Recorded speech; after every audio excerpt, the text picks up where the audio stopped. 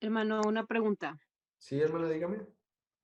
El sermón del examen final, Ajá. eh, puede ser para, o sea, ¿cómo le diré? Para cualquier auditorio, por ejemplo, damas, iglesia en general, niños, no sé. Tiene que, podemos abarcar cualquier auditorio. Sí, hermana, absolutamente no hay ningún problema. Solo tome en cuenta que en el momento en el que lo suba a redes sociales, seguramente toda clase de personas lo vayan a escuchar. Entonces, no está de más, aunque sea un sermón, por ejemplo, de damas, dar una aplicación así de repente para alguna otra clase de auditorio. No, más que nada para, por si hay alguien ahí que escuche que no sea del auditorio. Es algo que yo recomiendo, hermanos. Por ejemplo, siempre que ustedes prediquen un sermón, siempre que prediquen un sermón en la iglesia o fuera de la iglesia, a jóvenes, a adultos, a damas, a varones, sea donde sea, incluyan, aunque sea una aplicación para inconversos, porque no sabemos si hay alguien ahí en la congregación que no sea iglesia. Y a lo mejor nuestro sermón es muy eclesiástico. Por ejemplo, yo tengo sermones que literalmente predico sobre lo que es la iglesia. Entonces, llega un inconverso y a lo mejor puede decir, híjole, ¿y esto qué? Pues esto a mí qué. Pero el incluir algún comentario o alguna anotación para ellos o alguna aplicación para ellos puede resultar de bendición. Pero para términos de esta materia, hermana, no hay ningún problema si su sermón se dirige a quien se dirija. Para nada. Bueno, ahora sí les voy a... Ok. ¿Mande? Digo, gracias, gracias, está bien. Ah, ok. Bueno, ahorita estamos viendo la pantalla, ¿verdad? Nuestro propósito general es devocional. Nuestro propósito específico es incitar. Voy a cambiarlo por motivar. Motivar a los hermanos a la búsqueda de la respuesta de Dios. Tengo Segunda de Reyes. El asunto es la respuesta de Dios. El tema es la búsqueda de la respuesta de Dios. La proposición, ahora sí, ¿cómo vamos a armar esta proposición? Bueno, vamos a irnos a, a esta formulita y nos dice auditorio más verbo sugestivo más efecto deseado. ¿Cuál es mi auditorio? Los hermanos. Entonces, vamos a ponerle los hermanos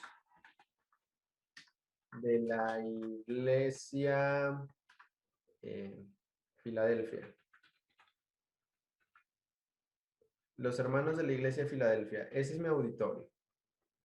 Entonces, según la fórmula, además del auditorio, tengo que colocar el verbo sugestivo. Los hermanos de la iglesia Filadelfia, ojo aquí, si yo coloco deben buscar la respuesta de Dios, entonces la pregunta sería ¿por qué? ¿Por qué los hermanos de mi iglesia deberían buscar la respuesta de Dios? Pero yo no, mi sermón no va orientado a dar argumentos o a dar razonamientos. Entonces, la palabra debe se descarta, no es la que voy a utilizar. Los hermanos de la iglesia de Filadelfia pueden. ¿Por qué? Porque la pregunta pueden eh, sugiere que es, ¿qué pregunta es la que brota del verbo sugestivo pueden? Esta es pregunta para ustedes. ¿Cómo? ¿Cómo? ¿Por ¿Qué, qué? qué interrogante sermonaria me va a arrojar la proposición si uso la palabra pueden? Interrogante sermonaria, ¿cómo? ¿Cómo? Sí, si tú me dices que puedo hacer algo y hasta la fecha yo no lo he hecho, no, nunca lo he intentado, si me dices que yo lo puedo hacer, pues entonces dime cómo lo puedo hacer. Entonces, la palabra pueden es la detonante para que mi interrogante sermonaria sea la pregunta ¿cómo? Entonces, los hermanos de la iglesia de Filadelfia pueden, ¿qué dice la fórmula? El efecto deseado. ¿Cuál es el efecto deseado? Que los hermanos busquen la respuesta de Dios. Entonces, pueden buscar,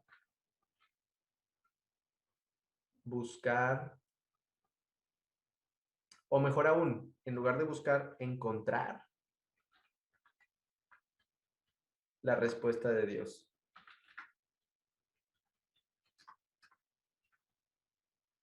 Pueden encontrar la respuesta de Dios.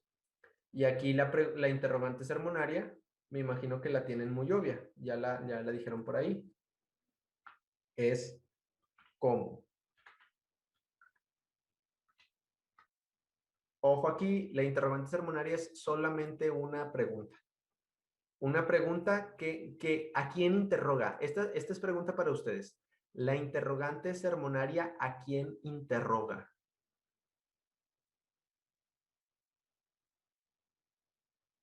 Al predicador. Y al predicador. Dicen al predicador. ¿Qué opinan los demás?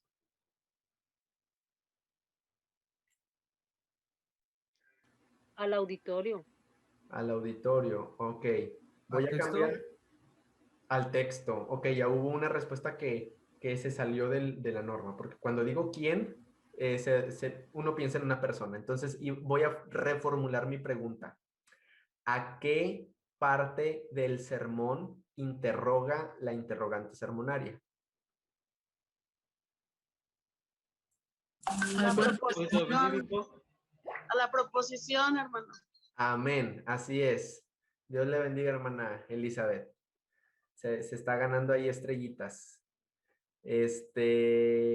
¿Cómo? Bueno, ¿a quién interrogamos? A la proposición. La proposición me dice, los hermanos de la iglesia pueden encontrar la respuesta de Dios. ¿Cómo? Si se fijan, la proposición se podría formular de manera interrogante, simplemente colocando la interrogante al inicio. Pudiera ser, ¿cómo es que los hermanos de la iglesia pueden encontrar la respuesta de Dios? La pregunta está muy sencilla, es muy obvia, no estoy forzando para nada a la proposición para que parezca pregunta, usando esta pregunta ¿cómo? Pero si yo dijera ¿por qué los hermanos pueden encontrar la respuesta de Dios? Como que se puede preguntar, pero es una pregunta menos intuitiva y menos natural. Sería más natural preguntar por qué cuando el verbo es deben o tienen que. Entonces, ¿qué es lo que estamos haciendo aquí? Estamos haciendo que nuestra interrogante sermonaria esté perfectamente alineada con nuestra proposición. Perfectamente alineada con nuestra proposición. ¿Saben qué, hermanos? Voy a retractarme y voy a cambiar esto de encontrar la respuesta. Voy a poner buscar. Buscar. ¿Por qué? Porque buscar es lo mismo que dije en el propósito específico. Y nuestra intención es que mi propósito específico, que habla de la búsqueda de la respuesta de Dios, mi asunto que habla de la respuesta de Dios, mi tema que habla de la búsqueda de la respuesta de Dios, igual que mi asunto en cuanto a la respuesta de Dios, e igual que mi propósito en cuanto a la búsqueda, todo está coordinado. Y mi proposición tiene que estar coordinado tanto con el tema, como con el asunto, como con la proposición, como con el propósito. O sea, si algo de todo esto no cuadra, entonces o hay una cosa que cambiar o hay muchas cosas que cambiar, porque todo tiene que estar hablando exactamente de lo mismo. Si algunos les pongo comentarios de, mira, para que esté correcto, puedes o cambiar el propósito para que se alinee al asunto o cambiar el asunto para que se alinee al propósito, dependiendo de qué quieras en tu sermón. Puedes cambiar la interrogante para que quede con la proposición o puedes cambiar la proposición para que quede con tu interrogante. Generalmente se tienen que cambiar una u otra cosa para que hablen de lo mismo, dependiendo del objetivo del predicador con el sermón. Entonces, lo que quiero que se lleven de esto es que aquí todo tiene que hablar de lo mismo. Y mover una palabra en una cosa va a hacer que nosotros tengamos que cambiar varias palabras en varias otras cosas. Veamos la organización de la estructura homilética como algo interconectado. Yo no puedo modificar algo sin alterar todo lo demás. Es por eso que en lo que son las revisiones estamos iterando. Estamos buscando la mejor versión del sermón. Ok, ya modificamos esto. Ahora hay que modificar esto otro. Ahora hay que modificar esto otro. Y así n veces hasta que quede el sermón totalmente coordinado. Entonces, hasta ahorita nuestra proposición es: los hermanos de la iglesia de Filadelfia pueden buscar la respuesta de Dios. ¿Cómo? Entonces, ¿qué palabras clave responden a mi pregunta cómo?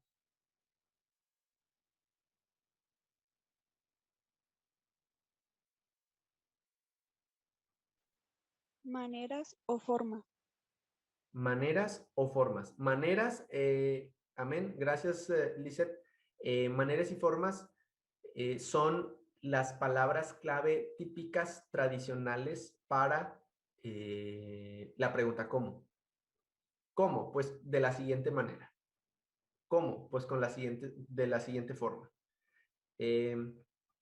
Podría ser, de hecho, colocarlas no estaría mal, estaría muy bien, su sermón estaría bien. Yo no tendría que corregirles. Pero si nosotros nos vamos al texto, nos damos cuenta que hablamos que podían ser actitudes, podían ser acciones. Por ejemplo, lo que dice de Josías, que Josías escuchó la palabra, Josías fue sensible a la palabra y Josías se arrepintió con la palabra. Las tres pueden ser, podemos tomarlas como actitudes hacia la palabra o podemos tomarlas como acciones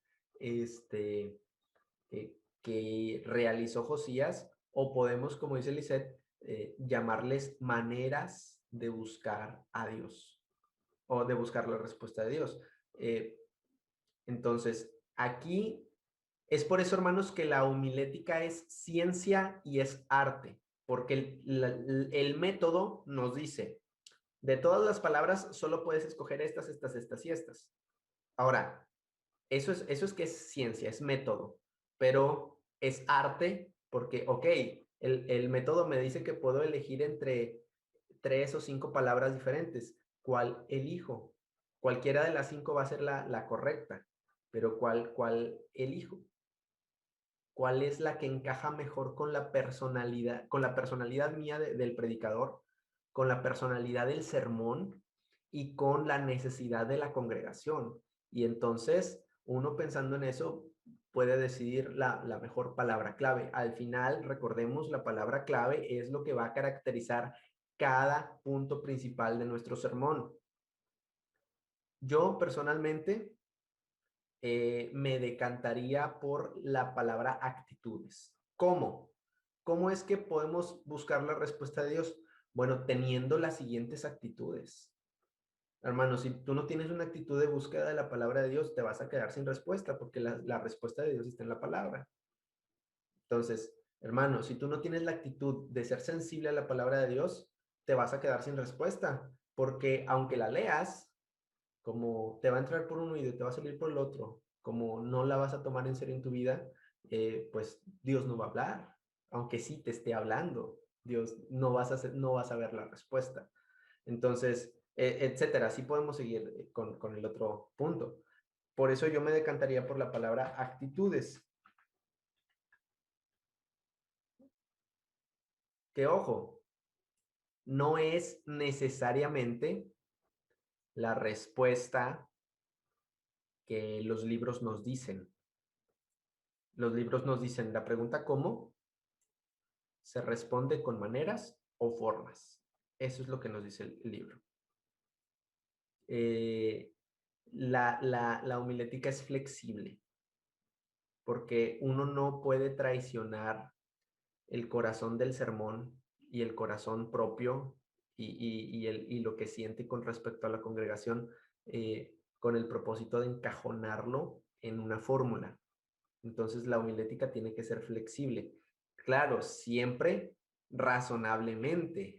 Uno no va a poner la pregunta, la interrogante que quiere, ni la palabra clave que quiere, aunque no quede con la interrogante y aunque no quede con la proposición. Todo tiene que concordar, pero dentro de ese tiene que concordar hay cierta flexibilidad. Entonces, hermanos, hasta aquí nuestro sermón en un 80% ya está hecho. ¿Hay dudas, preguntas con respecto a este ejemplo?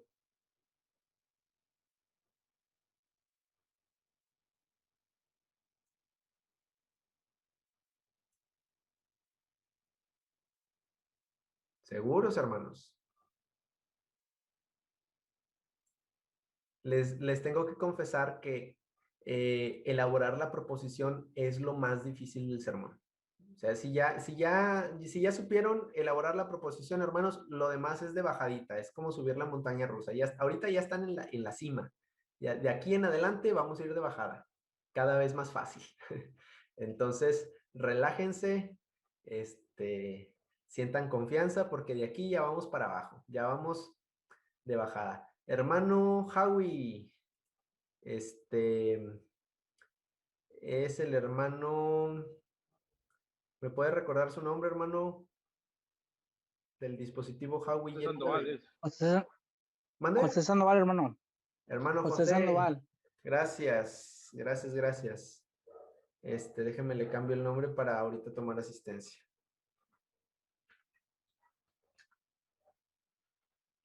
Bien. Hermano. Sí, dígame.